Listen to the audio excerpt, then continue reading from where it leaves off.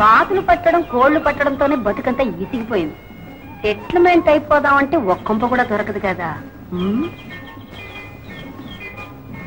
ఇదేదో పెద్ద కొంపలాగే ఉంది, దూరుతాం.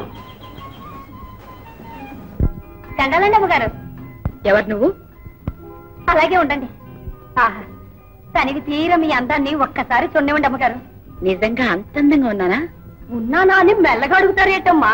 ఆ గవర్నమెంట్ వాడు మిమ్మల్ని చూడలేదు కానీ చూస్తుంటేనా 100 రూపాయల నోటు మీద 3 సింహాలు బొమ్మ వేయటం మానేసి మీ బొమ్మ అచ్చి వేస్తారంటే నమ్మండి.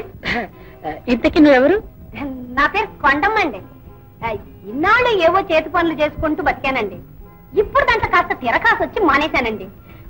ఇంట్లో ఏదైనా వంట పని ఉందేమో చూసిపోదామని వచ్చానండి. ఆఖరికి తమరు కాళ్ళు పట్టే పని అయినా సరేనండి, కలిగితేరు పని చేసినంత గొప్ప అండి. అయ్యయ్యో, మొన్ననే ఒక వంటవాన్ని పెట్టేశానే. మలాగా మగాడి చేతి వంట తింటే రోల్ లాంటి మనిషి కూడా రోకల్లా అయిపోతారండి. అమ్మ నచ్చుకుంటాక ముందే మకం వేసావా? అమ్మలాగా పుస్సు, నువ్వు ఈ కొంపకే చేరావు.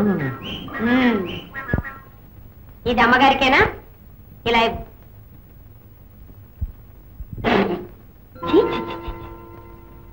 అమ్మగారు లాంటి హై క్లాస్ వాళ్ళు తాగే కాఫీ అది మనలాంటి పనోళ్ళు తాగేది. వండు. అమ్మగారికి కాఫీ అంటే ఎలా ఉండాలి? ఘుమఘుమ అని రుచిగా చిక్కగా కలకత్తా కాఫీలా ఉండాలి. అమ్మగారు, ఈ ఆల నుంచి మీ జ్యూసులు సూపులన్నీ నేనే చూసుకుంటాను. సోపులా? కాదండి అమ్మగారు, సోపు కాదు, సూపు. అంటే గొప్పోడు తాగి కుడితేనమాట. అవన్నీ నేనే చూసుకుంటాను. గోవిందు, ఇలా రా. ఇవాళ నుంచి వంట చేస్తుంది, నువ్వు ఆవిడకి సాయం చేస్తూ ఉండు.